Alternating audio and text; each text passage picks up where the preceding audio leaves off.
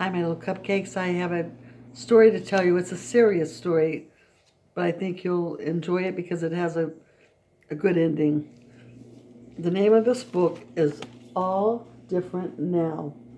It's about people that were brought to our country and made to work for nothing. They were brought from Africa and made to work for nothing, which means they were servants and slaves. They didn't have freedom, but this book is how what changed. All different now. Let's hear this. A June morning breeze off the port blew the smell of honeysuckle past the fields across the yard. So honeysuckle is a sweet smelling flower. And the breeze blew it across the yard where all these little houses were. And into our room to wake us. The smell of honeysuckle blew into their room to wake them up. So they had a sweet smell, and they could smell it, and it woke them up. Time to get up. And nobody knew as we ate a little, talked a little, and headed to the fields as the sun was rising that soon it would all be different. So everyone that lived there had some breakfast and was getting ready to go to the fields to work. But they didn't know that soon everything was going to be different for them. Everything.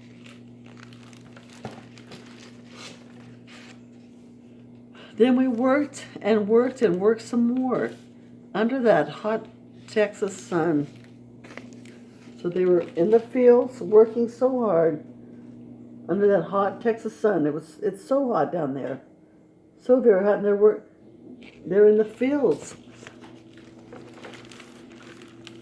Until word spread from the port to town, through the countryside, and into the fields. Word spread everywhere. All through the town, the port where the ships go, the countryside, and into the fields. They got word that something was different. Something had happened. That a Union general had read from a balcony that we were all now and forever free, and things would be different now.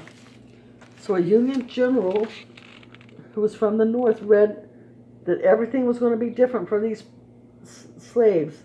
Everything would be different from now on. I watched my Aunt Laura sing as she held her baby. Mr. Jake, who some say was 100, cried quietly, and a group of grown people bowed their heads and whispered things to each other that I could not hear. So when they got the word, some cried, some bowed their heads, some sang, but their life was going to be different now. They didn't have to work for free anymore. My mama held my hand softly, and I looked beyond as another breeze blew over, and everything fell into a hush. But later, so she's holding her mama's hand, and everything fell into a hush.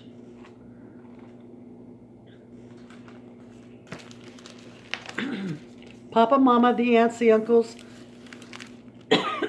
and all of my cousins had an afternoon picnic by the water. My baby brother crawled around our blanket as we listened to the sounds of the waves.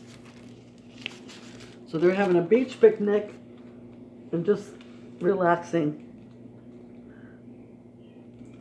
By the beach, they were having a picnic. And as more people joined us, we ate as a free people, laughed as a free people, and told stories as free people, on into the night. So many people joined them at the beach, and they talked and sang and celebrated as free people. What was before would be no more. But that wasn't going to happen anymore.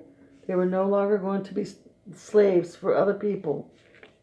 They were free at last. As we walked back home, the cool of the night soothed our tired feet that padded quietly past the shadowy fields of cotton. So they were going home past the shadowy fields of cotton. That's where they were working. They were picking cotton. That's such a hard job. My mama did that. She said it's the hardest thing she ever did.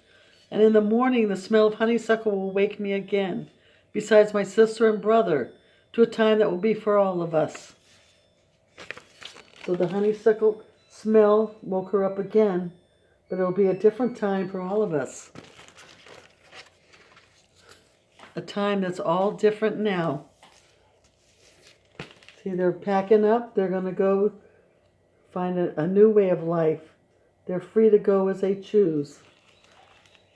The end. I hope you enjoyed that.